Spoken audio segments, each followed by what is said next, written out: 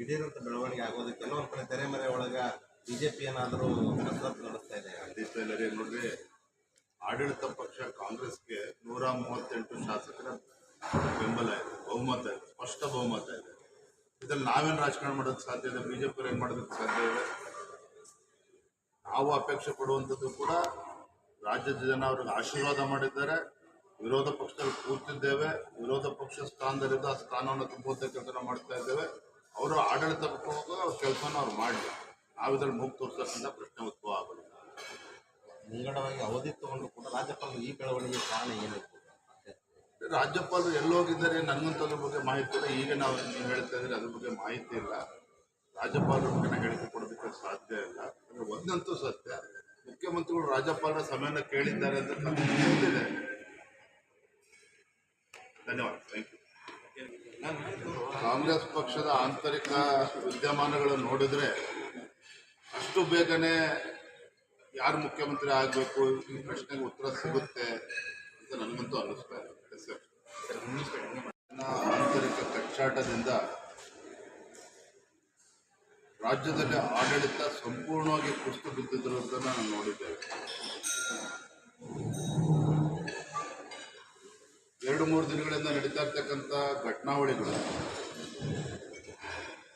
ರಾಜ್ಯದಲ್ಲಿ ಮುಖ್ಯಮಂತ್ರಿಗಳು ರಾಜೀನಾಮೆ ಕೊಡ್ತಾರೆ ಅಂತೇಳಿ ಆ ಪಕ್ಷದ ಹೈಕಮಾಂಡ್ ತೀರ್ಮಾನ ತೆಗೆದುಕೊಂಡ ನಂತರದಲ್ಲಿ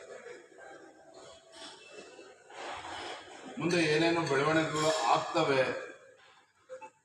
ಯಾರೂ ಕೂಡ ಊಹಿಸ್ಕೊಳ್ಳೋದಕ್ಕೆ ಸಾಧ್ಯ ಆಗ್ತಾ ಇದೆ.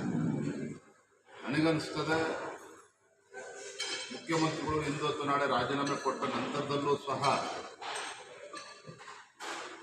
ಯಾರು ಮುಖ್ಯಮಂತ್ರಿ ಆಗಬೇಕು ಇದು ಗೊಂದಲಗಳು ಇನ್ನೂ ಕೂಡ ಮುಂದುವರಿತದೆ. ಅಷ್ಟು ಬೇಗ ಇದಕ್ಕೆ ಉತ್ತರವನ್ನು ಕಂಡುಕೊಳ್ತಕ್ಕಂಥ ಶಕ್ತಿ ಕಾಂಗ್ರೆಸ್ ಪಕ್ಷಕ್ಕಾಗಲಿ ಕಾಂಗ್ರೆಸ್ ಹೈಕಮಾಂಡ್ ಇದೆ ಅನ್ನೋದು ನನಗಂತೂ ನಂಬೋದಕ್ಕೆ ಸಾಧ್ಯ ಆಗ್ತಾ ಇಲ್ಲ. ಒಟ್ಟಾರೆಯಾಗಿ ಆಡಳಿತ ಪಕ್ಷದ ಆಂತರಿಕ ಕಚ್ಚಾಟದ ಪರಿಣಾಮ ರಾಜ್ಯ ಅಂತೂ ಈ ಕಾಂಗ್ರೆಸ್ ಪಕ್ಷದ ಆಡಳಿತದಿಂದ ಕಳೆದ 3 ವರ್ಷ ಆಡಳಿತ ವೈಖರಿ ಹೇಗಿದೆ ಅಂತ ಹೇಳಿದ್ರೆ, ಕರ್ನಾಟಕ ರಾಜ್ಯ ಆರ್ಥಿಕವಾಗಿ, ಆಡಳಿತಾತ್ಮಕವಾಗಿ ಎರಡೂ ದೃಷ್ಟಿಯಲ್ಲೂ ಕೂಡ ಸಂಪೂರ್ಣ ನೆಲಕಚ್ಚಿರುವಂತೆ, ಯಾವ ರೀತಿ ರಾಜ್ಯದಲ್ಲಿ ಅರಾಜಕತೆ ಸೃಷ್ಟಿಯಾಗ್ತದೆ ಅನ್ನೋದು ಕೂಡ ಕಳೆದ ಕೆಲವು ತಿಂಗಳ ಆಡಳಿತನ ನೋಡೋದಕ್ಕೆ ಸಾಧ್ಯ ಆಗಿದೆ. ಒಂದು ಕಡೆ ಆರ್ಥಿಕ ದಿವಾಳಿಯತ್ತ ಕರ್ನಾಟಕ ರಾಜ್ಯ ಸಾಗ್ತಾ ಇದ್ದರೆ, ಭ್ರಷ್ಟಾಚಾರ ಮತ್ತು ಆಡಳಿತದ ಕುಸಿತದಿಂದಾಗಿ ಸಾಮಾನ್ಯ ಜನರಿಗೂ ಬೇಸತ್ತಿರುವುದನ್ನು ಕೂಡ ನಾವು ನೋಡ್ತಾ ಇದ್ದೇವೆ. ರೈತರ ಸಮಸ್ಯೆನ ಕೇಳೋದಕ್ಕೆ ಆಗ್ತಾ ಇಲ್ಲ.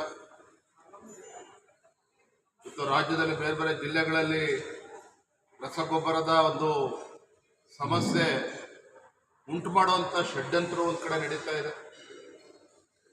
ರೈತರ ಗೋಳನ್ನು ಕೇಳದೇ ಇರ್ತಕ್ಕಂಥ ಪರಿಸ್ಥಿತಿ ಸಚಿವರು, ಉಸ್ತುವಾರಿ ಸಚಿವರಾಗಲಿ ಶಾಸಕರಾಗಲಿ ಯಾರೂ ಕೂಡ ಗಮನ ಕೊಡೋದಕ್ಕೆ ಆಗ್ತಾ ಇಲ್ಲ. ಎಲ್ಲರೂ ಕೂಡ ದೆಹಲಿನಲ್ಲಿ ಬೀಳ್ಬಿಟ್ಟಿರುವಂಥದ್ದು, ಬೆಂಗಳೂರಿನಲ್ಲಿ ಬೀಳ್ಬಿಟ್ಟಿರುವಂಥದ್ದು. ಒಟ್ಟಾರೆಯಾಗಿ ಹೇಳೋದಾದ್ರೆ ಈ ಕಾಂಗ್ರೆಸ್ ಸರ್ಕಾರ ರಾಜ್ಯದ ಜನರ ಪಾಲಿಗೆ ಶಾಪವಾಗಿ ಪರಿಣಾಮ ಆಗಿದೆ. ರಾಜ್ಯದ ಜನರು ಸರ್ಕಾರದ ಬಗ್ಗೆ ವಿಶ್ವಾಸನ ಕಳೆದುಕೊಂಡು ಎಷ್ಟೋ ದಿನಗಳಾಗಿದ್ದಾರೆ. ಹಾಗಾಗಿ ಯಾರು ಮುಖ್ಯಮಂತ್ರಿ ಮುಂದೆ ಆಗ್ತಾರೆ ಯಾವುದೂ ಕೂಡ ರಾಜ್ಯದ ಪರಿಸ್ಥಿತಿಯನ್ನು ಸುಧಾರಣೆ ಮಾಡ್ತದೆ ಅನ್ನೋ ವಿಶ್ವಾಸ ನಮ್ಗೆ ಯಾರಿಗೂ ಕೂಡ ಇಲ್ಲ, ರಾಜ್ಯದ ಜನತೆಗೂ ಕೂಡ ಇಲ್ಲ. ರಾಜೀನಾಮೆ ಕೊಟ್ಟ ನಂತರದಲ್ಲಿ ಯಾರು ಮುಖ್ಯಮಂತ್ರಿ ಆಗ್ತಾರೆ ಯಕ್ಷ ಪ್ರಶ್ನೆ ಎಲ್ಲರೂ ಕೂಡ ಕಾಡ್ತಾ ಇದೆ. ಆದರೆ ಒಂದಂತೂ ಸತ್ಯ, ಕಳೆದ 3 ವರ್ಷದ ಆಡಳಿತ ವೈಖರಿ ಆರ್ಥಿಕ ಸಂಕಷ್ಟ, ಆರ್ಥಿಕ ಹೊರೆಯಾಗಿ ಉಂಟಾಗಿದೆ. ಯಾರೇ ಮುಖ್ಯಮಂತ್ರಿ ಆದರೂ ಕೂಡ ಈ ಸುಧಾರಣೆಯನ್ನ ತರೋದಕ್ಕೆ ಸಾಧ್ಯ ಇಲ್ಲ. ಯಾವುದೇ ಕಾರಣಕ್ಕೂ ಅಭಿವೃದ್ಧಿ ಮಾಡೋದಕ್ಕೂ ಸಾಧ್ಯ ಇಲ್ಲ, ಸುಧಾರಣೆಗಳು ತರೋದಕ್ಕೂ ಕೂಡ ಸಾಧ್ಯ ಇಲ್ಲ. ಈಗ ಯಾರೇ ಮುಖ್ಯಮಂತ್ರಿ ಆದರೂ ಕೂಡ ರಾಜ್ಯದ ಅಥವಾ ರಾಜ್ಯದಲ್ಲಿರುವಂತಹ ರೈತರಾಗಲಿ ಬಡವರಾಗಲಿ ಇವರ ಪರಿಸ್ಥಿತಿಯನ್ನು ಸುಧಾರಣೆ ಮಾಡ್ತಕ್ಕಂಥ ಶಕ್ತಿ ಯಾವುದೇ ಮುಖ್ಯಮಂತ್ರಿ ಯಾರನ್ನೇ ಮಾಡಿದ್ರು ಇದೆ ಅಂತೇಳಿ ನನ್ನಂತೂ ಅನ್ಸೋದಿಲ್ಲ. ಒಂದು ಪ್ರಮುಖ ಬೆಳವಣಿಗೆ ನಡೆದಿದೆ. ಇವತ್ತು ಮಧ್ಯಾಹ್ನ ಅಥವಾ 10:00 ಸುಮಾರಿಗೆ ಮುಖ್ಯಮಂತ್ರಿ ಸಿದ್ದರಾಮಯ್ಯನವರು ರಾಜ್ಯಪಾಲರ ಒಂದು ಅನುಮತಿ ತಗೊಂಡು ಇವತ್ತು ಏಕಾಏಕಿ ದಿಢೀರಂತೆ ರಾಜ್ಯಪಾಲರು ದೆಹಲಿಗೆ ಹೋಗಿದ್ದಾರೆ ಅನ್ನುವಂಥ ಚರ್ಚೆಗಳು ಕಾರಣ ಆಗಿದೆ. ಅದಕ್ಕೆಲ್ಲೋ ಒಂದು ಕಡೆಗೆ ಬಿಜೆಪಿ ಅವರು ಏನಾದರೂ ಇದರೊಳಗೆ ಮುಖ್ಯಮಂತ್ರಿಗಳು ರಾಜ್ಯಪಾಲರ ಸಮಯವನ್ನ ಕೇಳಿದ್ದೇ ಆಗಿದ್ದರೆ ಮುಖ್ಯಮಂತ್ರಿಗಳ ಟಿಪಿಯಲ್ಲಿ ಅದು ಉಲ್ಲೇಖ ಆಗ್ತಾ ಇತ್ತು. ಬಹುಶಃ ನಿನ್ನೆ ಮುಖ್ಯಮಂತ್ರಿಗಳ ಟಿಪಿಯನ್ನು ನೋಡಿದ್ರೆ ರಾಜ್ಯಪಾಲರ ಭೇಟಿ ಬಗ್ಗೆ ಉಲ್ಲೇಖ ಆಗಿಲ್ಲ. ಎರಡನೇದು, ರಾಜ್ಯಪಾಲರು ಎಲ್ಲಿದ್ದಾರೆ, ಬಾಂಬೆ ಹೋಗಿದ್ದಾರೆ, ನೀವೇನು ಹೇಳ್ತಾರೆ ಅದ್ರ ಬಗ್ಗೆ ನನಗೆ ಮಾಹಿತಿ ಇಲ್ಲ. ಅದ್ರ ಬಗ್ಗೆ ನಾನು ಹೇಳೋಕ್ಕೆ ಸಾಧ್ಯ ಇಲ್ಲ.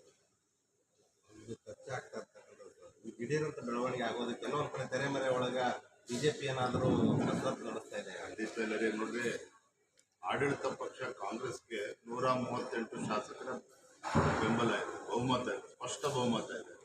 ಇದ್ರಲ್ಲಿ ನಾವೇನು ರಾಜಕಾರಣ ಮಾಡೋದಕ್ಕೆ ಸಾಧ್ಯ ಇದೆ? ಬಿಜೆಪಿ ಏನು ಮಾಡೋದಕ್ಕೆ ಸಾಧ್ಯ ಇದೆ? ನಾವು ಅಪೇಕ್ಷೆ ಪಡುವಂಥದ್ದು ಕೂಡ ರಾಜ್ಯದ ಜನ ಅವ್ರಿಗೆ ಆಶೀರ್ವಾದ ಮಾಡಿದ್ದಾರೆ. ವಿರೋಧ ಪಕ್ಷದಲ್ಲಿ ಕೂರ್ತಿದ್ದೇವೆ, ವಿರೋಧ ಪಕ್ಷ ಸ್ಥಾನದಲ್ಲಿದ್ದು ಆ ಸ್ಥಾನವನ್ನು ತುಂಬುವಂಥ ಕೆಲಸ ಮಾಡ್ತಾ ಇದ್ದೇವೆ. ಅವರು ಆಡಳಿತ ಕೆಲಸನ ಅವ್ರು ಮಾಡಲಿ, ನಾವು ಇದ್ರಲ್ಲಿ ಮೂಗು ತೋರಿಸೋದ್ರಿಂದ ಪ್ರಶ್ನೆ ಉದ್ಭವ ಆಗೋದಿಲ್ಲ. ಮುಂಗಡವಾಗಿ ಅವಧಿ ತಗೊಂಡು ಕೂಡ ರಾಜ್ಯಪಾಲರು ಈ ಬೆಳವಣಿಗೆ ಕಾರಣ ಏನಿತ್ತು? ರಾಜ್ಯಪಾಲರು ಎಲ್ಲೋಗಿದ್ದಾರೆ ನನಗಂತೂ ಅದ್ರ ಬಗ್ಗೆ ಮಾಹಿತಿ ಇಲ್ಲ. ಈಗ ನೀವು ಹೇಳ್ತಾ ಇದ್ರೆ ಅದ್ರ ಬಗ್ಗೆ ಮಾಹಿತಿ ಇಲ್ಲ. ರಾಜ್ಯಪಾಲರ ಬಗ್ಗೆ ನಾನು ಹೇಳಿಕೆ ಕೊಡೋದಕ್ಕೆ ಸಾಧ್ಯ ಇಲ್ಲ. ಅಂದರೆ ಒಂದಂತೂ ಸತ್ಯ, ಮುಖ್ಯಮಂತ್ರಿಗಳು ರಾಜ್ಯಪಾಲರ ಸಮಯನ ಕೇಳಿದ್ದಾರೆ ಅಂತ ಇದೆ. ಧನ್ಯವಾದ.